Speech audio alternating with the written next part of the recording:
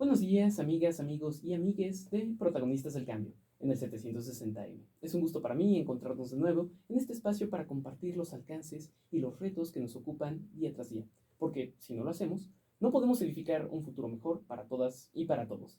Créanme, también las infancias, las adolescencias y juventudes estamos trabajando con la parte que nos toca. Esta agradable mañana de sábado he invitado aquí en la estación al embajador de la Unión Europea en México. ¡Qué personaje! Gutiérrez Muñoz, a quien tuve el gusto de conocer el año pasado en una reunión que sostuvimos Tejiendo Redes Infancia, hashtag Tejiendo Redes Infancia, y la Unión Europea en la Ciudad de México. Y bueno, a quien le agradezco de haber aceptado para tener una charla conmigo en el programa y con el auditorio de Protagonistas del Cambio. El embajador Gutiérrez Muñoz nació en Francia, posee una trayectoria de 26 años en el servicio diplomático francés y tiene experiencia diplomática en América Latina, específicamente en México y en Colombia. Él comenta que sus dos grandes pasiones han sido la integración europea y, por supuesto, América Latina, así que en esta etapa como embajador en nuestro país puede trabajar un poco de ambas. La delegación de la Unión Europea en México es una de las más de 140 representaciones establecidas en todo el mundo y la misión del embajador es coordinar el trabajo entre la agenda compartida de la Unión Europea, México, problemas, retos que enfrentamos, oportunidades y bueno, tiene todo tipo de vistas, todo tipo de ventajas este tipo de relaciones. Es una gran tarea la del embajador y también pues ayudarnos a fortalecer nuestro país, a estrechar estas relaciones de amistad y cooperación en ámbitos de interés común. Bueno, no me explayo más. ¿Cómo está, embajador Gutiérrez Muñoz? Qué gusto que viniera, que nos acompañara. Muy buenos días, Fernando. Muchas gracias por la invitación y un saludo a toda tu audiencia que nos escucha. Oh, muchísimas gracias por venir. Bueno, queridos redescuchas, para poner un poco de contexto, déjenme decirles que la Unión Europea es el tercer socio comercial en México, el segundo inversionista del país y el primer donante. Por eso quiero preguntarle, ¿desde hace cuánto existe una representación de la Unión Europea en México? Y bueno, ¿cómo promueven, entre otros casos, el intercambio comercial, la creación de empleos, la inversión? Existe la delegación de la Unión Europea en México desde 1975, Wow. pero quizás creo que es útil explicar un poco lo que es la Unión Europea, ¿no? La Unión Sí, sí. Europea es una unión de 27 países que han decidido poner juntos parte de su soberanía, porque pensamos que así vamos a ser más soberanos, más poderosos, vamos a poder solucionar mejor los problemas a los cuales nos enfrentamos. Y entonces, en el exterior, la Unión Europea tiene sus propias representaciones, obviamente trabajamos de la mano con las embajadas de nuestros Estados miembros. Hay 19 de los 27 Estados miembros que tienen embajada en México. Entonces, Wow.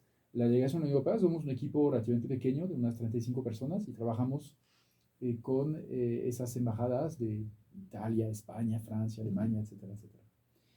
Y efectivamente, una de nuestras tareas es a nivel económico de fomentar el intercambio comercial, la inversión, la creación de empleo. Y lo hacemos intentando, bueno, negociando acuerdos. Claro. Tenemos un acuerdo vigente con México desde el 97 y hay otro en camino, ya negociado. Y buscamos facilitar el comercio, bajar los obstáculos, los aranceles, etcétera, y facilitar la inversión. Y para eso pensamos que lo mejor es el respeto del derecho del país anfitrión que recibe la inversión. Es una Claro. ventaja para ambos. Para obviamente el país que recibe y las empresas europeas normalmente son bastante cumplidas y es también una seguridad para el inversionista saber que tiene un marco jurídico claro y si hay algún problema que haya unos tribunales que los puedan arreglar. Y también trabajamos mucho el tema de la responsabilidad social empresarial, que nos parece muy importante. Una empresa no está aquí solamente para ganar plata, está aquí también para crear empleo, empleo de calidad, con buenas normas laborales, con responsabilidad medioambiental y responsabilidad en la sociedad. Temas muy importantes y también desde una perspectiva no solo de inversión, que si bien es muy importante para el desarrollo de los países, de las naciones, sino también inversión sustentable, inversión con perspectiva de apoyo a minorías sociales. Y bueno, la verdad es que sí, de hecho, déjeme platicarle, no sé si recordaba, pero yo estudio Derecho en la UNAM, apenas estoy finalizando segundo semestre, bueno, ya me ha tocado estudiar la Unión Europea y me parece un gran ejercicio en el cual pues se puede crear una fortaleza regional y me parece un trabajo muy importante. Y además destacar que más allá de la inversión, los acuerdos comerciales, también he estado siguiendo cómo la Unión Europea trabaja con nuestro país en programas que apoyan la paz, la democracia, el respeto a los derechos humanos. Por favor, cuéntenos, embajador, qué más hay acerca de esta labor, de estos programas que se fomentan en México y en los países anfitriones? Esos temas son una gran prioridad para la Unión Europea a nivel mundial. Es el corazón de nuestros valores y es también la base de nuestro acuerdo justamente con México. Hay una cláusula de derechos humanos, de respeto del Estado de Derecho en el acuerdo que firmamos en el 97. Es lo que lo hizo muy diferente, por ejemplo, del acuerdo de libre comercio de Norteamérica, que era solamente un acuerdo de libre comercio. No, lo nuestro es un acuerdo mucho más amplio, global y que incluye esos valores como fundamentos. Entonces, tenemos un diálogo tanto con las autoridades mexicanas como con la sociedad civil en materia de derechos humanos y tenemos una cooperación con las autoridades a nivel federal y local, pero también mucho con la sociedad civil. Apoyamos a las organizaciones no gubernamentales, lo hacemos de forma transparente a través de convocatorias temáticas, por ejemplo, en temas como la lucha contra la violencia de género o la protección de los defensores y periodistas.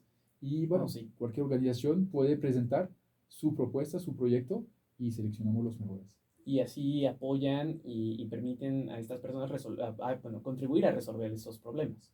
Así es, bueno, ayudar a las autoridades a enfrentar esas problemáticas que son muchas en México y muy complejas y ayudar a la sociedad civil a fortalecerse y a jugar su papel de cabildeo, de defensa y de organización de la propia sociedad civil que se fortalezca. Involucrar al Estado y a la sociedad para resolver estos problemas. Y hablando de problemas que azotan tristemente a nuestra nación, México, pues he estado, de hecho ya tomé el curso del protocolo homologado y del protocolo adicional, el PAFNA, que financia la Unión Europea. En materia de desapariciones forzadas he visto que hay, de desaparición en general, he visto que hay incidencia. Entonces quisiera saber, embajador, cómo se ha vinculado la delegación de la Unión Europea ante el desafiante panorama de desapariciones de personas en México, que llega ya a más de 100,000 personas desaparecidas. Pues ahí también apoyando a organizaciones de la sociedad civil que se dedican a este tema, incluso a la presentación de colectivos de familiares y apoyando a las autoridades. Y aquí tenemos un gran aliado, una gran aliada que es la Comisión Nacional de Búsqueda de Personas Desaparecidas. Y efectivamente este ejemplo del protocolo de búsqueda de niñas, niños y adolescentes ha sido uno de los ejemplos exitosos, creo, de cooperación con la Comisión, pero hay otro enfoque, otro proyecto muy esperanzador que estamos promoviendo con la Comisión y se trata de desarrollar una metodología de identificación masiva. En México hay más de 100,000 personas desaparecidas y hay más de 50,000 cuerpos o restos humanos no identificados. Entonces, el reto es lograr identificar esos miles de cuerpos para poder devolverlos a sus familiares, estando seguros de su identidad. Y ahí hay una metodología que funciona, que ha sido comprobada, que viene de Guatemala, y estamos apoyando a la Comisión a desarrollarla en varios estados del país. Sí, pues sí, eso es muy importante también en la crisis en materia forense que tenemos en México, los cuerpos sin identificar. Desde 2006 que se incrementó muchísimo todo esto por la guerra contra el narcotráfico y, conflictos similares. Seguimos en el 760M, queridos amigos, amigues, conversando con el embajador de la Unión Europea, Guti Mío. Ahora, quisiera que nos contara más acerca de este tipo de proyectos, actividades, de iniciativas para la protección del planeta y la igualdad de género en México, porque creo que son muy importantes. ¿Hay algún otro tema del que le gustaría andar respecto a estas perspectivas, iniciativas? No, efectivamente, esas son nuestras otras prioridades, la protección del planeta, la igualdad de género, la cohesión social. Y ahí el tipo de cooperación que la Unión Europea aporta a México, siendo México ahora un país de renta media alta, o sea, México no se considera como un país pobre, aunque obviamente sabemos que hay mucha pobreza en el país, pero es un país que tiene recursos que puede movilizar. Entonces nosotros lo que estamos aportando es más asistencia técnica, intercambio de experiencias, programas regionales en materia de cambio climático, en materia social, en materia de seguridad, porque también nos parece importante el enfoque regional, que México trabaje con otros países de América Latina que se enfrentan a las mismas problemáticas y que creen redes latinoamericanas también para intercambiar, como nosotros lo hemos hecho en Europa, ¿no? Entre europeos. Entonces, son temas que efectivamente que trabajamos mucho también. Temas como pues, la transición energética, la eficiencia energética, la movilidad sostenible, la preservación de la biodiversidad, Claro. son temas prioritarios para nosotros y los temas de igualdad de género también lo son, pero más como un tema transversal que debemos tomar en cuenta en toda nuestra cooperación. Por ejemplo, tenemos una cooperación con los estados de la República o algunos de ellos para ayudarles a gastar mejor, a tener una mejor organización de su gasto, una mejor eficiencia y en particular tener un enfoque de género, cómo gastar el presupuesto de un estado de forma más enfocado a las necesidades de las niñas y mujeres. Y también imagino que habrá un lugar especial para las niñas, niños y adolescentes en todo este tipo de programas, porque histórica y culturalmente, no solo en México, tristemente en todo el mundo, muchas veces se nos ha hecho menos, se nos ha hecho secundarios como personajes que si bien importamos y que se debe proteger, muchas veces se toman decisiones respecto a niñas, niños y adolescentes sin preguntarnos. Entonces, quisiera preguntarle, qué lugar ocupan las niñas, niños y adolescentes en la importancia o en el trabajo de la delegación de la Unión Europea? Porque en México tan solo ya somos 40 millones de niñas, niños y adolescentes, el 35% de la población. Pues un poco como el tema de género es una prioridad transversal, entonces lo tomamos en cuenta, por ejemplo, en nuestra cooperación sobre desaparecidos, como Claro. ya lo mencionamos, pero también estamos desarrollando algunos proyectos más específicos justamente para empoderar las niñas, niños y adolescentes y los jóvenes y escucharlos, ¿no? Y este el proyecto de Tejiendo Redes Redes Infancia, sí. ha sido justamente el objetivo, ¿no? De poder empoderar a niñas, niños y adolescentes. Y también en nuestros programas de inclusión social, inclusión laboral, estamos tomando mucho en cuenta, bueno, adolescentes y jóvenes, los más vulnerables en particular, que tienen problemas para integrarse en el mercado laboral. Y tanto aquí en la Ciudad de México como en Guadalajara tenemos proyectos creo que muy valiosos y muy exitosos. Bueno, están empezando, pero creo que van a ser muy exitosos para justamente ayudar a esa categoría de jóvenes.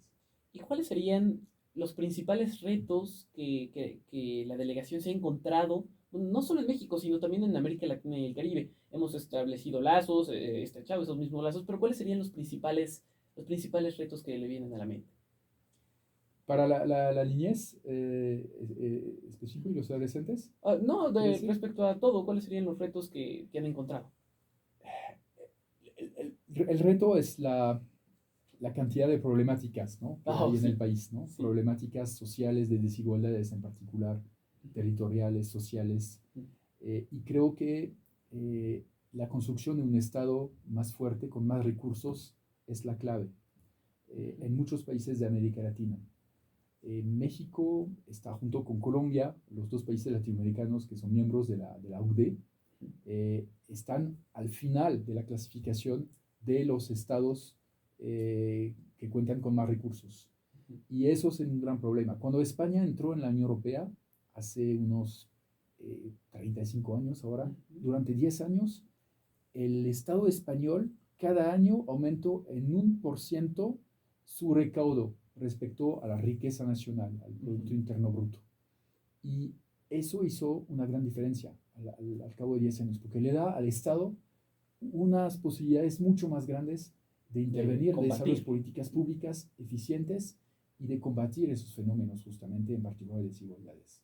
En particular. Y pues me parece un buen programa y por supuesto con todas estas acciones estos retos se están superando poco a poco, bueno, intentando superarse. Ahora quisiera hablar pues de un tema muy difícil, ¿no? Muy duro y muy actual, que es la actual guerra en Ucrania. Me gustaría conocer su opinión y también pues la opinión en general de lo que sería la delegación. Mira, la agresión de Rusia contra Ucrania es una guerra en primer lugar, contra un vecino, es una guerra imperialista, colonialista, es empoderarse del país vecino, aniquilar su identidad nacional, con unas buenas dosis de racismo, en realidad, pero también es una guerra contra la democracia, contra la libertad. un régimen autocrático que ataca a un régimen democrático. Es una guerra contra los valores europeos de libertad, de derechos humanos, de Estado de Derecho, justamente. Y es una guerra contra el orden internacional, la prohibición del uso de la fuerza en la relación internacional, el respeto a la soberanía nacional, a la integridad territorial de los estados. Y es una guerra contra el planeta, porque es una guerra que desvía muchos recursos y esfuerzos que deberían estar enfocados en temas globales como la protección del planeta y que tenemos que consagrar lamentablemente a esa guerra absurda. Y es una guerra que causa también muchos efectos socioeconómicos muy graves, una disrupción de las cadenas de abastecimiento alimentario a nivel mundial que golpea a los más pobres y a los países más vulnerables. Entonces, y es una guerra que ha sido absolutamente no provocada, no justificada, no había ninguna amenaza contra Rusia por parte de Ucrania. Las razones que alega Rusia para esta intervención, esta agresión, son absurdas. Entonces, lo que hacemos y lo que tenemos que hacer todos los países del mundo es presionar a Rusia para que pare esa agresión. Hay dos formas de parar esa guerra. Esa es la primera, es la forma digna, es la forma donde preservamos nuestros principios, nuestros valores y preservamos el futuro, porque si dejamos que se salgan los rusos con las suyas, repetirán este tipo de agresiones y otros países en el mundo harán lo mismo. La otra forma sería, abandonar a Ucrania, ¿no? Y dejar efectivamente que los rusos se salgan con la suya. Eso sí, quizás permitiría parar la guerra rápidamente, pero sería un desastre moral, una derrota moral, y también sería preparar futuras guerras. Entonces, creemos que es importante apoyar a Ucrania, sancionar a Rusia y condenar a esa agresión. Y más fuerte será la presión sobre Rusia, más rápido se acabará esa guerra y el presidente de Rusia aceptará sentarse a una mesa para negociar, lo cual no ha querido hacer hasta ahora. Y casi cada día los europeos le tenemos la mano, lo llamamos, bueno, ¿ya estás listo para negociar? Ah, todavía no, pues veremos mañana, ¿no? Hasta que entiende que militarmente no va a ganar nada. Sí, bueno, en sus propias palabras, yo diría que todas las guerras son absurdas en muchos sentidos, porque a veces nadie gana, aunque un bando, bueno, gane, entre comillas, todos perdemos vidas humanas, escuelas, hospitales. Entonces, sí, creo que y también que aunado con el siguiente tema que yo quería tocar, que es la migración masiva que ha generado otras guerras en Medio Oriente, África, en todos lados, pues han generado muchísimas tasas de migración, las más grandes vistas en el continente europeo.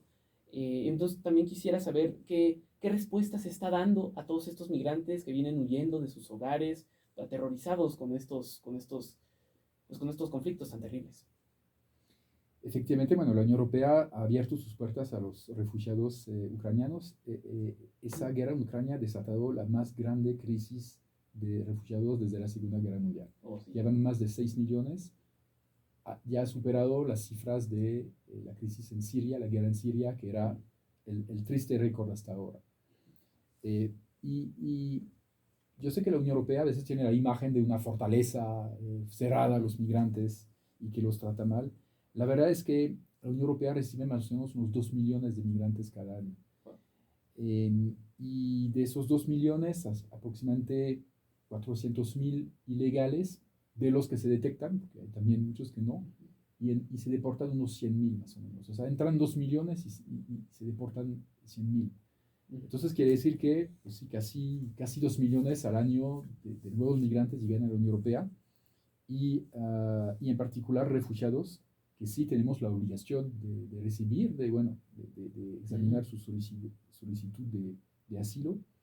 Y una vez que están en la Unión Europea, ahí sí se les da apoyo, programas de inclusión lingüística, socioeconómica, laboral, educativa.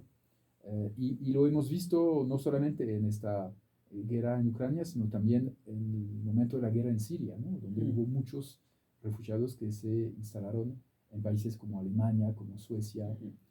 Entonces, obviamente, puede haber abusos, a veces maltratos en la frontera, pero también hay un flujo muy importante de migrantes que se presentan en las fronteras terrestres o marítimas de la Unión Europea. Y también respecto al propio tema de migración, pues ¿cuál es su opinión de todo el flujo de migración que está, por ejemplo, las personas centroamericanas que buscan llegar a Estados Unidos. México es un país de tránsito generalmente, y bueno, también incluso migrantes extracontinentales están llegando a nuestro país. Y bueno, yo creo que es muy importante mantener, preservar sus derechos humanos, que es algo vital en siempre, en cualquier tipo de temas. Pero ¿cuál es su opinión respecto a estos flujos migratorios y toda esta, bueno, también que podríamos llamar crisis de migración en América Latina y el Caribe, en la región? La migración es un fenómeno natural que siempre ha existido en la historia de la humanidad y seguirá existiendo, y hay mucha Por migración supuesto, entre países por supuesto. pobres, ¿no? Sí, En realidad son los más importantes. Los flujos, por ejemplo, interafricanos al interior de África son más importantes que los flujos de africanos que salen de su continente.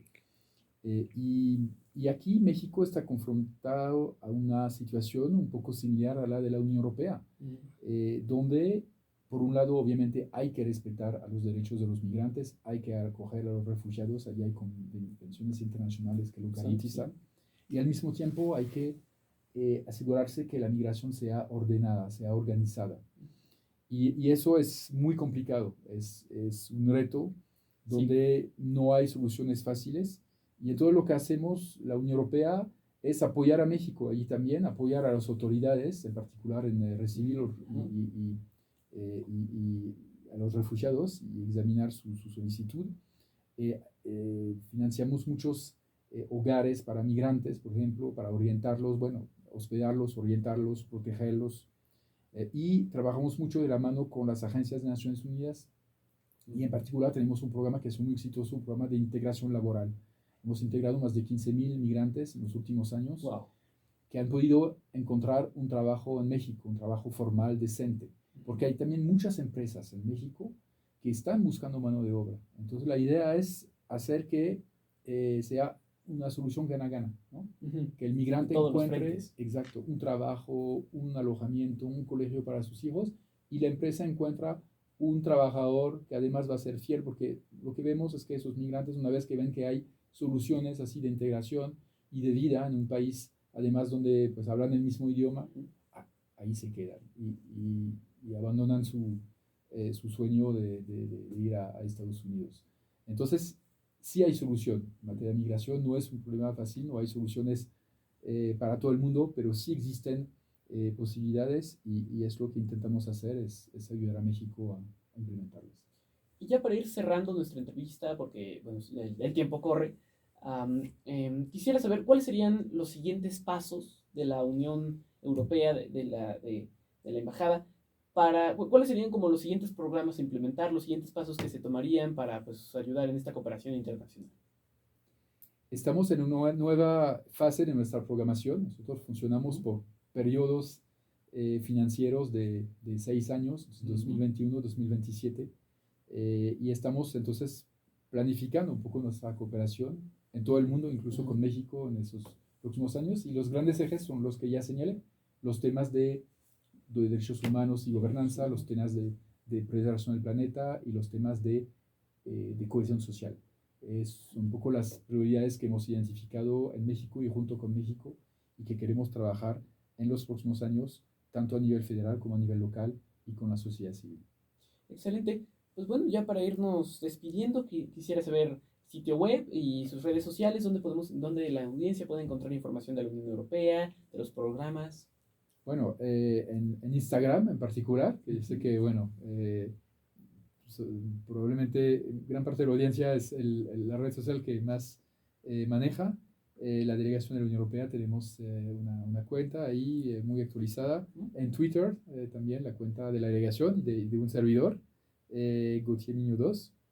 Y bueno, obviamente el sitio internet de la delegación de la Unión Europea y nuestros Estados miembros. Hay que recordar que la Unión Europea no es solamente la delegación, son los 19 Estados miembros representados aquí en México, y que hacen también muchísimo a nivel de cooperación, a nivel de eventos, a nivel de oportunidades, de becas, por ejemplo, lo cual también hacemos. En fin, hay muchos más temas que podríamos hablar, y nuestras embajadas también hacen muchísimo aquí en México, así que también vale la pena ir a visitar los sitios y cuentas en redes sociales de las embajadas. Conocer del trabajo que se ha estado realizando. Pues muchísimas gracias por haber asistido a la entrevista del día de hoy. La verdad es que conversamos temas muy interesantes. Faltaron varios temas, creo, incluso cualquier día, pues me encantaría volverlo a invitar, conversar también temas de la actualidad, importantes, el impacto de la pandemia. Entonces, bueno, creo que aún tenemos varias cosas por conversar, por compartir y pues por último agradecerle su participación el día de hoy. Con muchísimo gusto. A la orden. Gracias. Gracias, queridos radioescuchas. Fue una gran experiencia platicar con el embajador Gutiérrez Muñoz, ya que su labor y el apoyo de la Unión Europea es muy importante en la actualidad para nuestro país y, por supuesto, estrechar lazos con todos los organismos internacionales. Pueden escribirme y mandarme un mensaje a mis redes sociales, sus comentarios y qué tal les pareció el programa. Recuerden Facebook, Instagram y Twitter como Fernando Lucio. Me pueden contactar al correo feractivista@gmail.com. Y, por favor, suscríbanse a mi canal Fer contra la desaparición a favor de los derechos de la infancia. Continúen escuchando todos los sábados a las 11:30 de la mañana por el 760 de la AM, Protagonistas del Cambio, una mirada juvenil de la realidad. Y bueno, compartan con sus familias, amigos, pasen un gran sábado y disfruten del día. Yo soy Fernando de Lucio y me despido. Hasta la próxima semana.